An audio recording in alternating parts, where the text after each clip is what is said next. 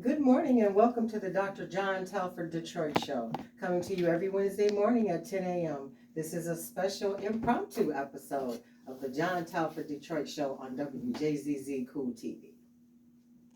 Thank you for that introduction, Charlotte Jones, author of A Ain't Always for Apple, an erotic adult alphabet book by Char J. Superb book, by the way. Thank you. An erotic book. Okay. Erotic, oh yeah, but it's an educational book. Okay. My name is Detroit. I'm a blue-collar town.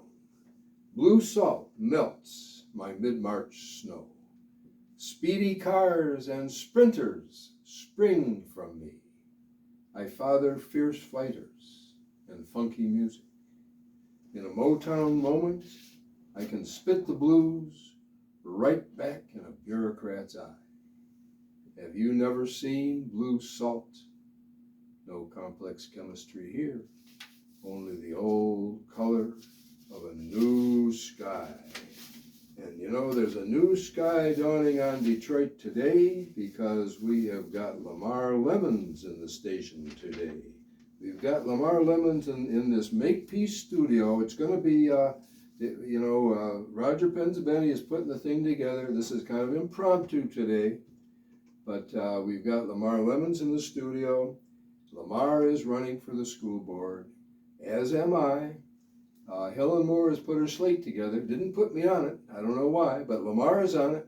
I'm hoping that LaMar gets elected to the school board because he thinks the way I think in terms of getting this reading program fixed, because right now we have a reading program that is broken and our kids can't read.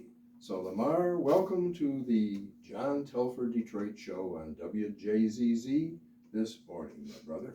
Thank you for having me, and let me thank your listening audience. Okay, well, I'm really happy to have you on. You know, you were president of the school board, and you were instrumental in making me superintendent of the school board. Absolutely, it was everything was a strategic thing. That's the only reason that we even have a school board.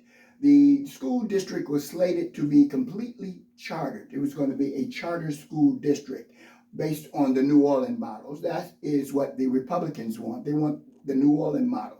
Secondly, with Mike Duggan, unfortunately, the current mayor, he wants the Chicago, New York model, which gives the mayor control over the schools, at least to the appointment.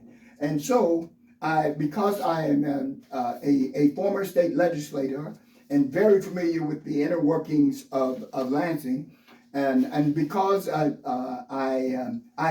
worked as a pro bono lobbyist, or for the public good lobbyist, lobbying to make sure that our district was, one, retained, two, that we did not adopt the Duggan model, as the Republicans were pushing the Duggan model, where Duggan would be over the Detroit public schools. What model is in place now?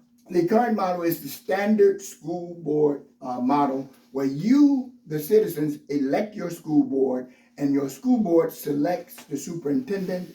The school board creates policy, and the school board puts oversight to make sure monies aren't misappropriated. I have reasons to believe, but don't have the facts.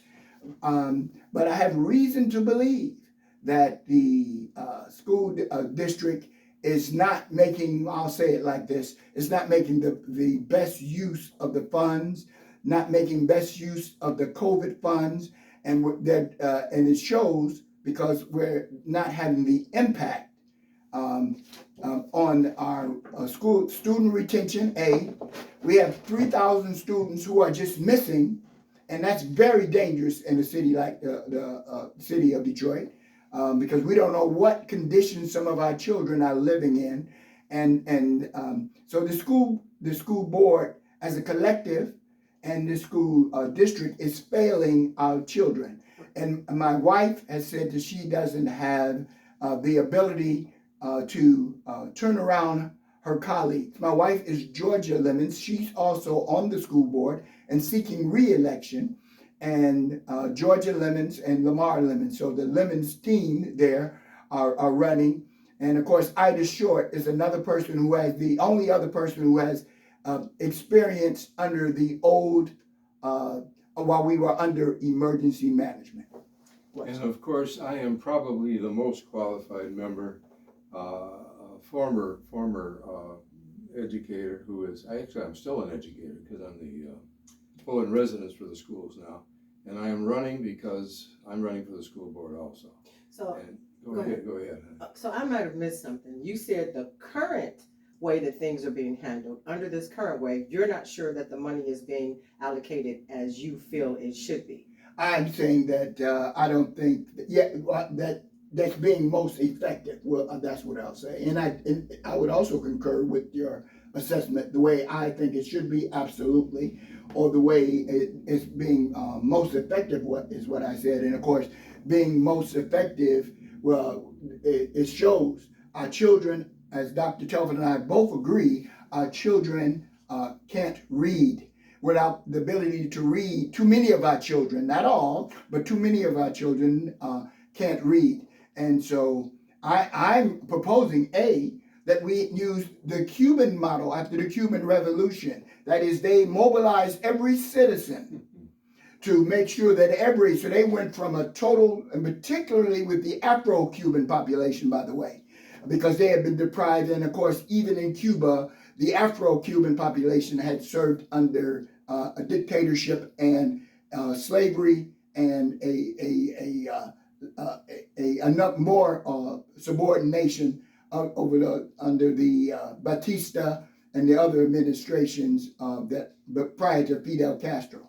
So what Fidel Castro was able to do, where he was able to get a mobilization of all the citizens and bring up literacy from below 10% in the Afro-Cuban population to 100%. And that's what we need to do. Right now, we've got our kids, 92% of them can't read, let's face it. This board, with a couple of exceptions, has set up there like lumps, for the past 5 or 6 years and done nothing, still recognizing that the kids are scoring at the bottom of the test scores. I mean, they are at the absolute bottom. And when you continue to do something that doesn't work, that's a form of insanity. And this is why LaMar is running, and this is why I am running. We are running for this school board to fix this reading program. As LaMar has said, if the kids can't read, they can't do anything else. A young man and you know what, I can remember there was a study a little while back, less than 20% of our kids were graduating. And of those less than 20%, most of them were girls. So what's going to happen to those young men? I'll tell you what's going to happen to them.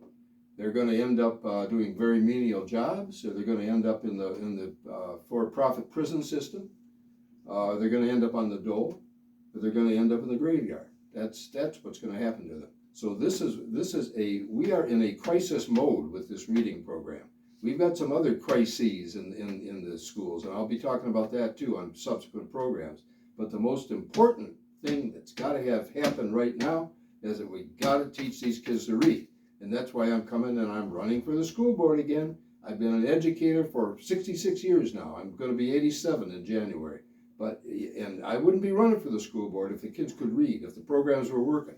When LaMar and I he was the school board president, I was the pro bono superintendent in 2012, 2013. We had a plan. We were going to put in a plan called the Quick to Learn program. The whole board agreed with that program.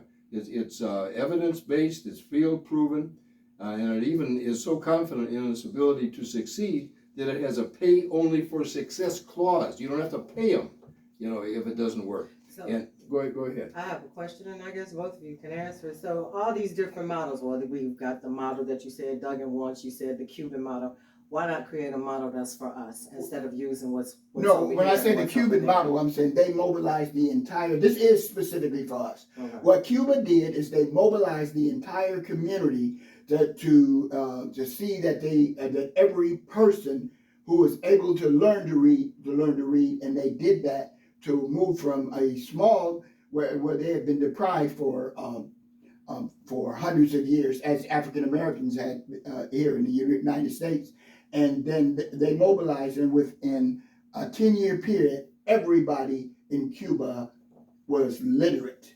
So that's number one. Number two, what I am plan to, if I have the majority. And let me say this: the school board is only as effective as the body collective.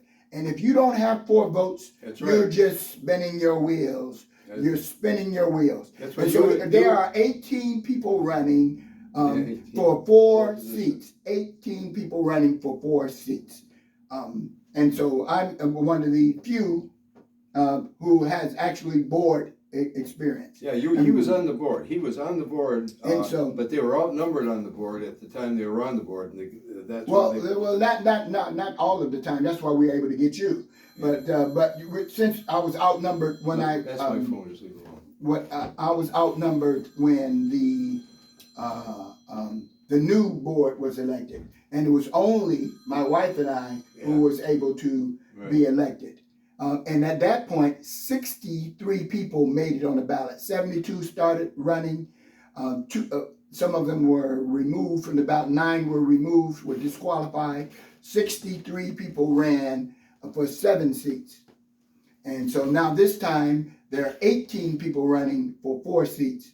And that includes incumbents, former incumbents, which normal number 7. So the school board election is critical. And let me say this also of critical importance is that we intend to create the after-school programs in this mobilization process. You spoke about tailored for Detroit. The after-school programs tailored specific. It's not a Cuban model, it's a Detroit model. Okay. And also we want to engage and employ the parents to subsidize their income at the same time utilizing their skills to help support the after-school programs and the Saturday schools. We will have an optional Saturday school program that which will have not only the tutorial but expand the arts and sciences so they could also catch up with our suburban counterpart. He's talking my language. He's talking my language. We got 35 goals coming. That a lot of the things he's saying are goals that I've got. I don't know if you've seen them. No, I have not. You hadn't given me it, so you know I haven't seen them. I send you stuff. But anyway, station identification. You're watching the Dr. John Telford Detroit Show on WJZZ Cool TV. Live streaming on Facebook, YouTube, Twitch, and Twitter, and other top social media outlets. Thank you for watching WJZZ Cool TV, the coolest station in the world. And we are interviewing LaMar Lemmons on the John Telford Detroit Show on WJZZ. LaMar, in addition to having been the school board president, having been a school board member, also was a state representative.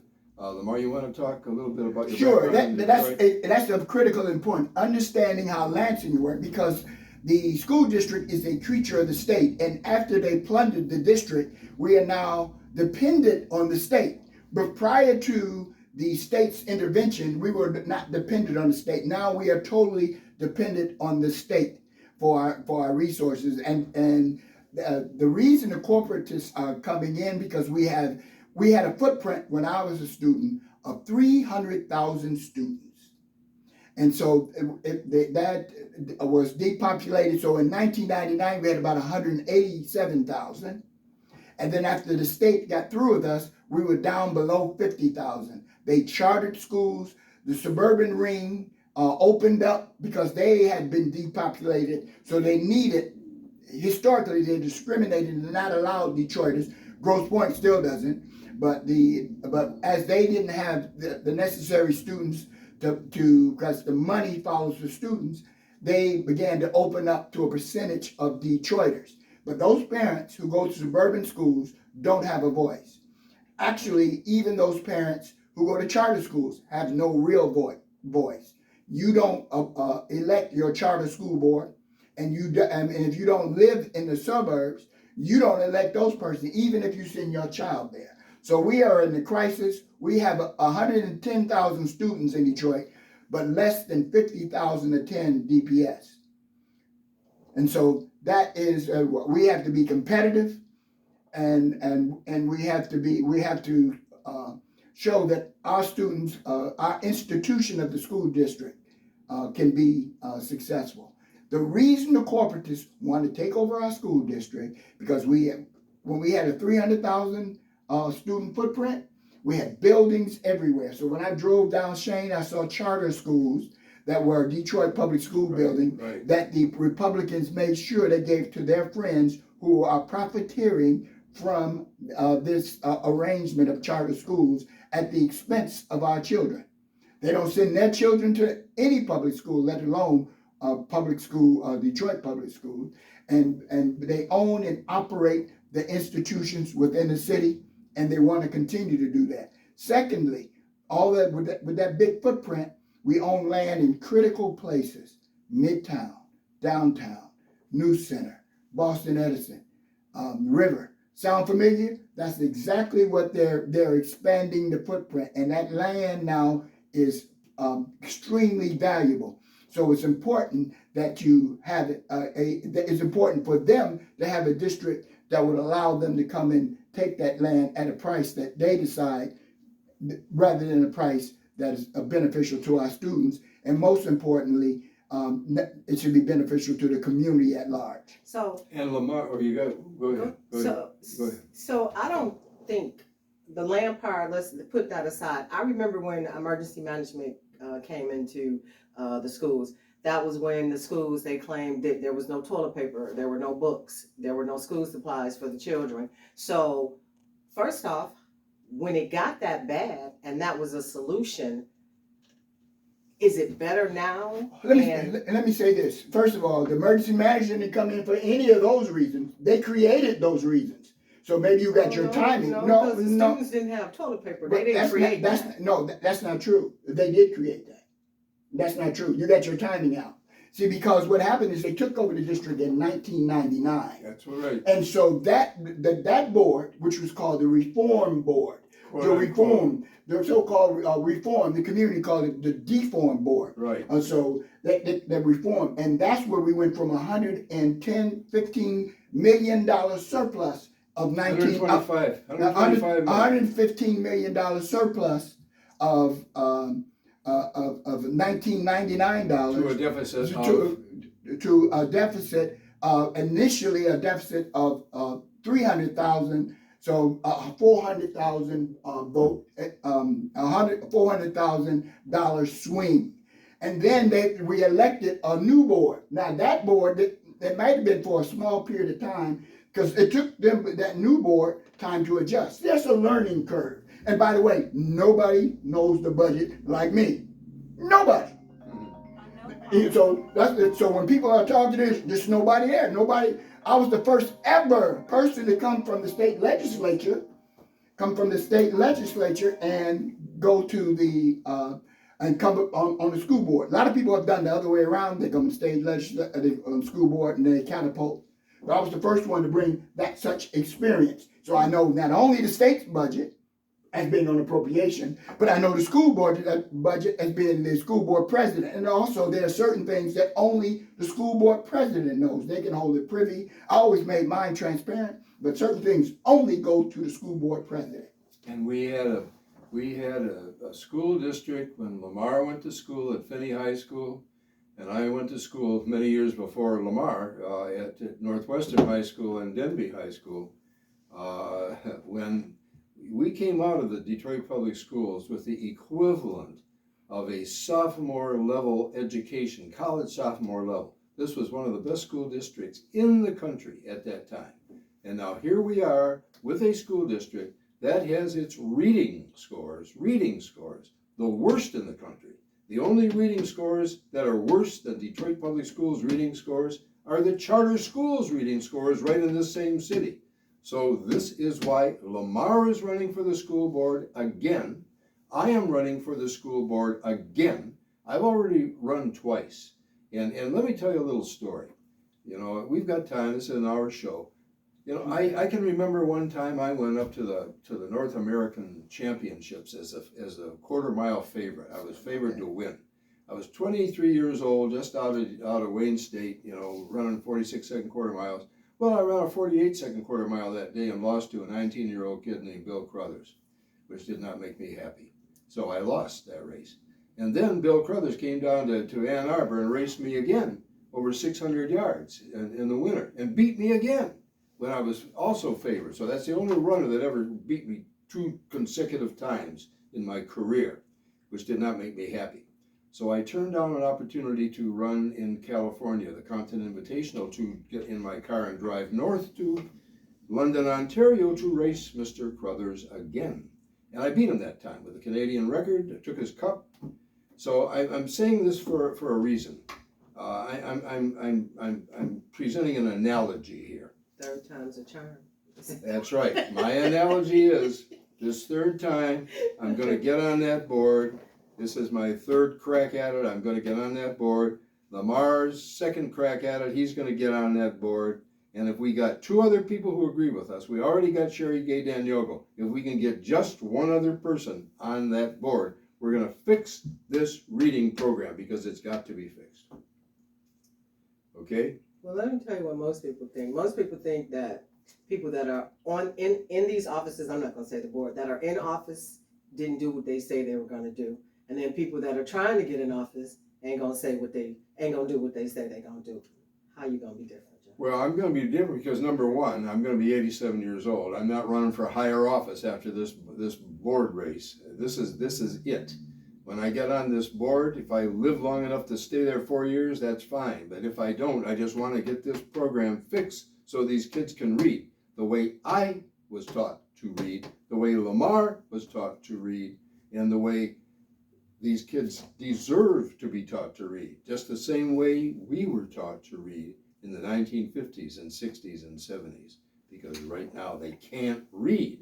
My God, I mean, can you believe it? A school district? What's a school district for? You know, the most basic responsibility of any school district is to make sure that its kids can read. And these kids got to be able to read by the time they leave the 3rd grade or they're doomed. Let me say this too, because I want to address that. John Telford, myself, my wife, Ida, and even Aaliyah Moore, all of us are spending our own money. The corporations are backing the other people. That's right. So when you see them big slick literature and all that, that's the corporation saying, these are our people that we want to put in so that they will give us what we want. Our land, our contracts, our special interests. We're not running for that, and none of us, because all of us are at least sexagenarians. Everybody's at least 60 years old from a team, I just think, with the exception of Aaliyah Moore. So we're not running for career catapults. Right. We're not running to do anything else. I've already had a career. As I said, even right now, I'm retiring from the state legislature as the chief of staff to a state senator. I just got a state representative elected, taking out an incumbent. I'm not going to work for her unless I do some very small minimum part-time and pro bono, because my focus is going to be on the school district. So I will be able, so you'll have somebody in my person who understands both Lansing, Washington, and the local school district. Okay, so LaMar, you gave me some questions to ask you on the air. And I'm going to ask you this one. What would you do differently than the current board is doing? Absolutely. Number one, I'd have to hold the superintendent accountable and give him an evaluation that reflects the outcome of the students and the growth or lack thereof of education since he's been here. We have a superintendent that has been there now 6 years. So every child from the 7th grade and below is his baby, completely. In other words, the only superintendent they know, if you're in the 7th grade or below, is Dr. Vitti.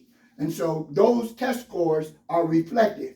Unfortunately, this board refuses to hold him accountable, and they give him stellar evaluations when our children. They give him stellar evaluations when our enrollment is down, stellar evaluations when the test scores are down. I would never do that. So the first thing I do would be hold him accountable and lay out a plan and give him a chance to move that within a reasonable time, to move the scores in the direction with a plan that that I want to implement.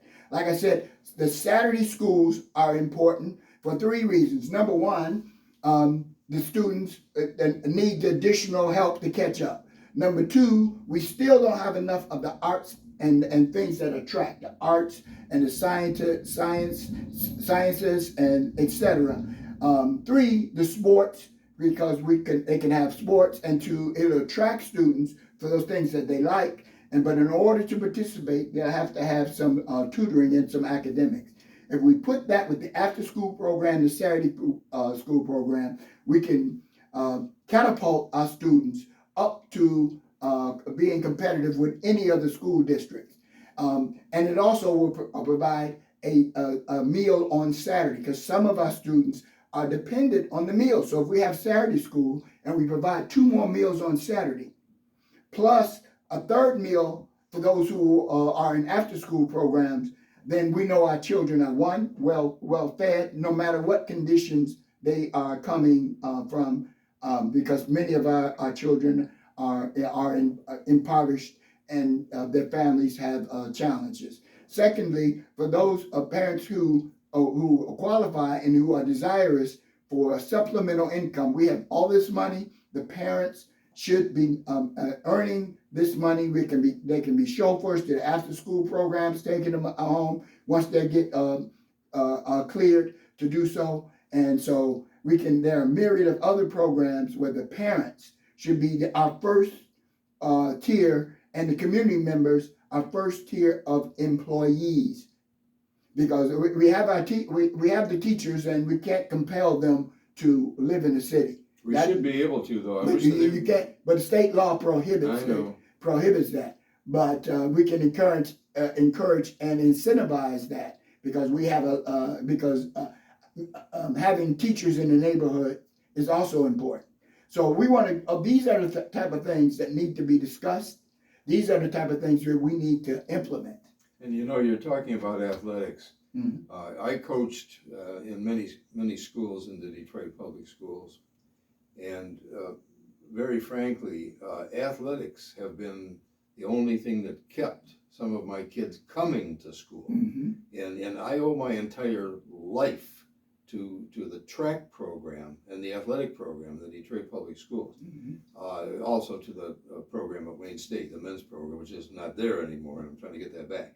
But that's what's so important. Extracurriculars are really, really important for that reason, because they incentivize the kids to stay in school. So LaMar, I want to ask you. Hold on. You're watching Okay. WJZZ Cool TV, live streaming on Facebook, YouTube, Twitch, and Twitter. Thank you for watching WJZZ Cool TV, the coolest station in the world. Thank you, Charge A, for that station break. Author of A Ain't Always for Apple, an erotic adult alphabet book by Charge A.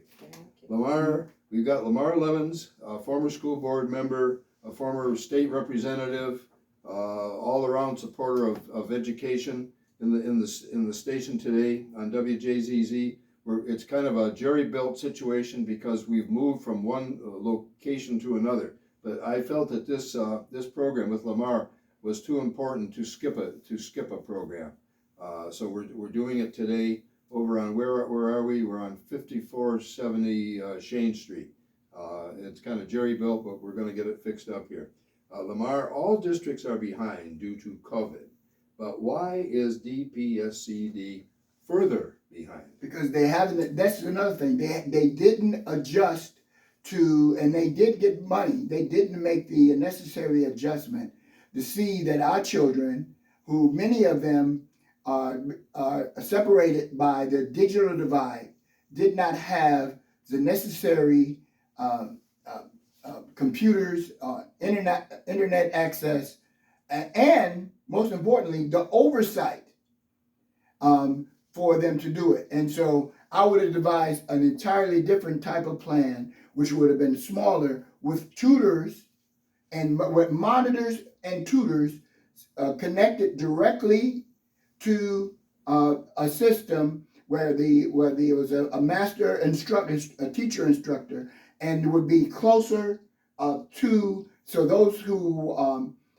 it could have been at institutions, churches, libraries, etc., where they can have social distancing and And I'm saying this now because we don't know when the next pandemic is going to occur, and so if we devise we will devise a mechanism that'll be in place. So if any such emergency, such as a pandemic, arises again, we'll already have the playbook and we can make the micro adjustments necessary. But we have a playbook, and that playbook will be small class size.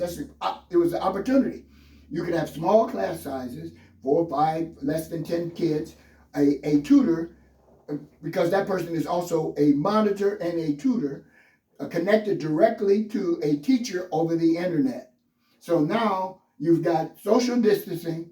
We know the children. Right now, what the district did wrong, they just they said, here we on the, we got the class on air, and there was no way to make sure the students, even if they turned it on, they could appear to be doing one thing and doing something else. They could be playing games. They can even not even be before the screen. There were too many things, too many ways, and to get away from it. And then many of them didn't even bother to do that. But if they had to go, just like regular school, to a site closer to their home, because a lot of times these kids had to come over a considerable distance because of the depletion. So that's just one solution. How would you address DPSCD student absenteeism, which at this time is the highest in the country? Okay, some of the things that we just talked about, what you do, first of all, you find out why. The first thing you do, you find out why. Without judging or anything else, you find out why. What is that child and that child's family and environment going through? Then you immediately resolve that. So that's what you can't resolve that. Usually there's always some solution. And sometimes, well, I'm not even going to say the ultimate solution in front of it, but there's always a solution. So if a child is not coming to school because they don't have clean clothes, because they didn't have this or that, we're going to solve all those. That's right. So there is no problem facing a child that cannot be resolved by the adults. There are problems that the adults that can be solved by the system, but there's no problem a child is facing that can't be resolved by an adult or made the necessary adjustments. And that's fine, and I understand what you're saying, but you don't get to come in my home and tell me what's going on with my child. And we could say, well, we'll get truancy. Truancy is like not happening how it should be happening. Let me address that. I'm coming to your house and you decide not to come in. I'm doing a wellness check. Remember, we lost children. We found children who weren't coming to school, found them in freezers, where their psychotic parent killed them and terrorized the other children in their home, knowing that their brothers and sisters were dead in the freezer. So we're going to have wellness checks. We must. So if you're not going to let me, we say this is a wellness check, we have to see. And then we come after the parent. Because we say, look, why isn't your child? And they said, it's none of your business, we're not letting you. Said, look, your child must go to school and must be. This is the state law. So we will enforce the state law. First and foremost, we'll find out why, see if we can help and resolve. Now, if they refuse to help, it's not about them at that point. It's about the child. First of all, we want to help the child's family unit. The child is coming from a family unit. If the family unit is seeking and needing help, we have to make sure they get it. Secondly, sometimes the parent itself is the problem, as in the case there. And if the parent is in the problem, the children must be removed from that environment rather than end up in a freezer. And it's not going to be, we're going to make sure this is not some arbitrary judgment, you're really violating anybody. We're going to make sure the children are well, that they're safe, that they're fed, that they're warm. So in school, we didn't have heat, there's no hot water. We can solve your hot water problem. We can solve your environmental problem. We're not taking your children for that. But if you're harming your own children because of your own psychotic, then we got to remove the child out of that environment. We have to. LaMar, I want you to elaborate a little bit on this statement. Detroit has 110,000 school-aged children but less than 50,000 attend DPSCD. Okay. Why is that? That's an important question. That's because the charter schools and the suburban schools are cannibalizing our students. They are attracting them. Sometimes the closest school is a charter school or a suburban school. Yeah. Because so I would solve that. And that's more of a complicated way, but it can be solved. I would say I could get that solved within 5 or 6 years, because first of all, we had to expand and re-put our smaller school footprint. The monies are there, and most importantly, what I didn't mention, the state owes us over $5 billion. They're giving us money for COVID per student and other stuff, and people are happy. The state owes us $5 billion, and plus interest and penalty. And so our board, this is the only board I know is going to come after the state. We're the only board, the members that I mentioned are the only ones that sued for the reading, and the state hasn't even paid that little minimal thing. But the state created this damn mess, and they have to pay. And so they created the deficit, $3.5 billion. They created the academic deficit by they massively increased the academic. Our test scores were in the middle. That's right, and rising. And rising.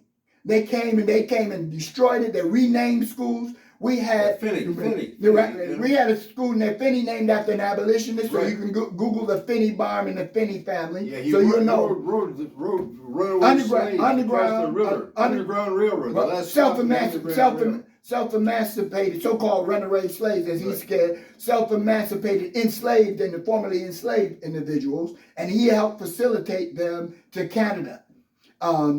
We had Dr. Ethelene Crockett, one of the first black. The discrimination was so bad here in Michigan. She had to go to Harlem so that she can get her MD and get her certification, because they wouldn't let her do residency. She did she did black children. We named the school after her, and they said, no, we want you to name your school after this white Republican Trump supporter named Ben Carson. Now, he had gifted hands, but he didn't have a gifted mind when it came to political. He could have stayed with the hands. He should have stayed with the doing surgery. He should have stayed with the surgery and stay away from politics, because he knew nothing. Right. And he was brainwashed and thought of the same safety net that enabled him to have gifted hands. I signed a book to him, gave him a book. I had mine before he let this crazy politics come in. I had my granddaughter take a picture of when he did the book. And so I met Ben Carson. I talked to him. I didn't know he would support a fascist, because that's what Trump is. Oh yeah, a fascist. Yeah, so he supported. He was the last black standing on the Trump in the Trump administration. And so the Republicans over there with their takeover. Let me say this: the takeover was done by Republicans. The reason, and if a Republican administration gets back in, Detroit public schools are gone. Well, the whole damn country is dead. I mean, we've got. Well, I'm talking about it just for the state of Michigan. At some point, we're going to have a Republican governor. See, what people don't know is that really education is left as a reserve power left to the states. I'm going to give you a little civics lesson. And so in certain states where they were able to do the takeovers because they were because as a creature of the state. But in Detroit, so that you couldn't move into suburban, they balkanized the Detroit region so that you couldn't go to the white suburban schools if your schools were failing. And so in doing that, they made sure all the property, all the taxes were put on the Detroiters. So that meant they could not come in and take us over without violating the 14th Amendment. These are the things you won't hear this from anybody else, because they don't know government, they don't know law, they don't know the Constitution. They have good hearts. They want to make sure our kids can get educated. It's important that you put all these components together and you know what you're talking about. One time we were suing the wrong way. And I said, we need to sue based on the 14th Amendment. You can't sue the state for its creature, which is Detroit Public Schools. You can sue the state for violating the the U.S. Constitution under the 14th Amendment without due process of law. In other words, they took our process, our property, without taking us to court like they did the city that was in bankruptcy. We begged to go into bankruptcy court because it was going to expose the state. And so that's why the school district never went back. They imposed the penalties of bankruptcy without ever going into bankruptcy court. And That's illegal. Enlarge on that. DPS has been DPS, but the name change. Yes, it's not DPS. People think this is the same school district. You're right. It is not the same school district. Explain that. Talk about that. That is not the same school district. This is called DPSCD, a whole new district with a whole new. You got to realize you have to have numbers and IRS numbers and things like that. I don't want to get into it. Why did it change? What's the significance? What's the significance? So they bifurcated the district and created another district to take the debt. So they're taxing you for schools that you don't have because they don't. But we're still paying the tax. That you're paying the debt. See, that's part of what the Detroiters state are paying the debt. That's part of what the state owes us. And then, so you won't hear this from anybody else because they don't know. Yeah, right. They just want to run because I want to do it. But they got the learning curve is too much, and they won't be able to get it done because they don't know, and they don't know, and then some of them don't care that they don't know. So that's what's happening. So you're paying the tax through what they've done to. It won't be through paid to 2050. So that's what it won't be paid off to 2050, and 2050. So and that's if the tax revenue is there. And so they created the DPS. They bifurcated and created a new district. Now this new district cannot bond. So that means the buildings, they have to take money that's for education and put it to repair buildings. And put it to repair and maintain buildings. That's number one. Build so we get all the money, you understand, we get all the money for the students, but now we have to do things that we normally would not have to do. And not because anything a Detroiter or even a Detroit elected board did, except for one small board for a short period of time, for 2 years. And that's because they refused to do what I asked. I went to them as a state legislator and said, look, you have to sue the state. And they didn't want to do it. I said, you have to sue the state for violating. They gave us a district with $300 million in deficit, and we had 115. And you got to realize what year dollars that are. You can have to multiply exponentially because inflation, the dollar is not the dollar. So we're talking 20 years ago. When we say 1.5 billion, that was almost 30 years ago, 1994. On today's dollar. Right. You're right. So today's value. So you're watching WJZZ Cool TV, live streaming on Facebook, YouTube, Twitch, and Twitter, and other top social media platforms. Thank you for watching WJZZ Cool TV, the coolest station in the world. Thank you, Char J., author of A Ain't Always for Apple, an erotic adult alphabet book by Char J. Sitting right here, that's Char, who wrote that great book. Actually, three, it's going to be three, isn't it? Yeah, and of course, I'm the author of the lifelong. Many books. Yeah, I have 7 books, but this is one of them, The Lifelong Poetic Prancings of Mad John. And this is supposed to be a poetry show. I'm supposed to be reading my poetry, but we are interviewing LaMar Lemmons today, who is passionate about education. And LaMar is a fighter. I mean, he's always been a fighter. Weren't you actually a Golden Gloves fighter? I think you fought. Well, I used to be a pugilist, as you would say, and the amateurs for the Golden Gloves many years ago. Well, I was right behind Tommy Hearns' class. I'm a little older than Tommy Hearns. And so I watched him come, and there was a fighter named Hegeman Lewis. We're getting off topic, but the fighter named Hegeman Lewis, and I saw the little money that he had, and I decided, I'm going to go in a different direction. Yeah. So, but then at the '76 Olympics, Sugar Ray Leonard changed and got people started looking at the smaller weights. See, I was in a lightweight division. I might have got up to 139. So there was no money in that at that time until Sugar Ray Leonard came from the Olympics, and then he got the cameras, the eyeballs. He became the darling, and then that built a fight between him and Tommy. And because before that, when Hedgeman Lewis fought, Muhammad Ali was fighting, and if you weren't a heavyweight, they weren't watching you, and so there was no money, and there's no reason to box if you can't make a ton of money because you're getting hit upside the head. You're suffering concussions both in the gym and in the ring. And I fought also, way before him, but my father made me do it, and I was welterweight and middleweight. In fact, it was Henry Hank who knocked me on my butt in the middleweight division. But anyway, you have the passion of a competitor.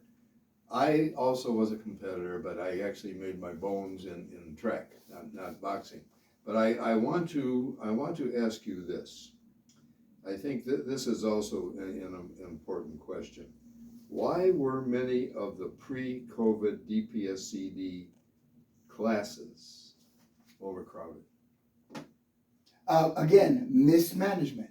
Remember, I already gave you the solution. I said you need to have satellite, and there are plenty of places in our community that are safe, and we can have satellite with small classes with a teacher and a monitor, because without that, you don't know the student, you're dependent on the student and the honesty.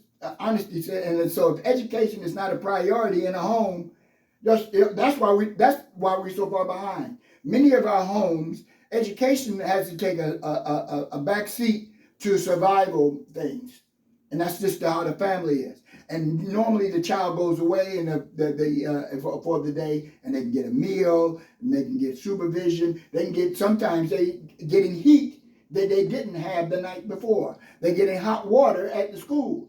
Our schools have become a safe haven, a safe haven and a refuge for our students. We have to understand that. So if we could help sustain that, shrink the class size, put a monitor, particularly for the early grades, a monitor and and with direct connection, and a tutor. The monitor would be a tutor, and the monitor would make sure the students were following the lessons and assisting with the instruction of the teacher via the internet. And we need to cut the class size, cut it drastically in the first, second, and third grades. Absolutely. Because this is where the kids learn to read. Right. So what are I don't even... We're on the same page for that. That's something that we both, even on my questionnaires that I've answered, we say, look, we have to cut the class sizes. And so that's one of the things that's proven already to make teachers more effective. So if we know that, why don't we do that for all the elementary school grades? Okay, so what do you want people to know? Your final thoughts. What do you want them to know? I want them to know this election is critical for the school board, that you got to flip over that ballot, and you've got to look through 18 names, and Dr. Telford wants to make sure you vote for him, and I want to make sure you vote for Lemmons. And I want to make sure you vote for Lemmons too, because I want to get Lemmons on the school board. 2 Lemmons, and why is it important? It's important because without 4 votes, you got nothing.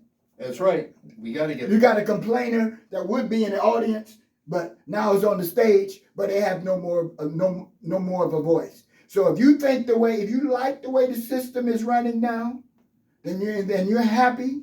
Then you want the status quo. But if you want change, if you want after-school programming as part of it, if you want the parents to be employed, if you want Saturday schools, if you want arts, expansion of arts, sciences, and sports and recreation on the Saturdays, if you want the extra meals so that all the children are fed, then you want change. You want a board that's different than the one you have. And there's money for these extra. There are 2 things. One, there's money to priorities. Whatever you do, prioritize. Right, yeah. Number 1. Number 2, there's money. There's going to be money because we're going to sue, and we have them. They don't want to be sued.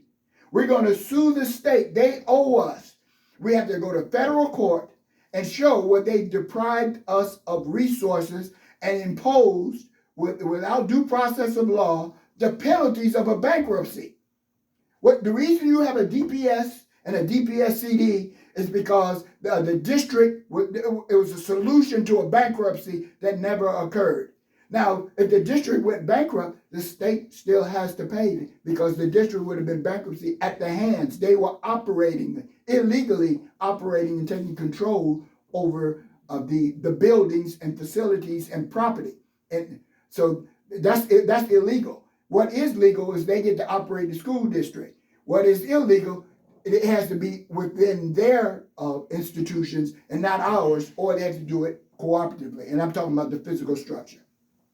You got 2 minutes? Oh, yeah, okay, I got a poem. You know, this is a poetry station and a poetry program. The Turd That Hasn't Flushed. This poem actually was Uncivil Warfare. That was the original name of it, and I wrote it on the 6th of January, 2021. On this evil and fatal occasion of the Capitol building invasion, the traitor Trump's collusion demands his execution. God yet hasn't pushed a lever on the traitor Trump forever. And when he does, I'm hoping that lever is out of the gas chamber. But you know that's not going to happen, but at least let's see that sucker in federal prison for the rest of his natural thieving life. You've been listening to the John Telford Detroit Show on WJZZ with LaMar Lemmons as our guest today. Thank you for listening. All right. Damn good show.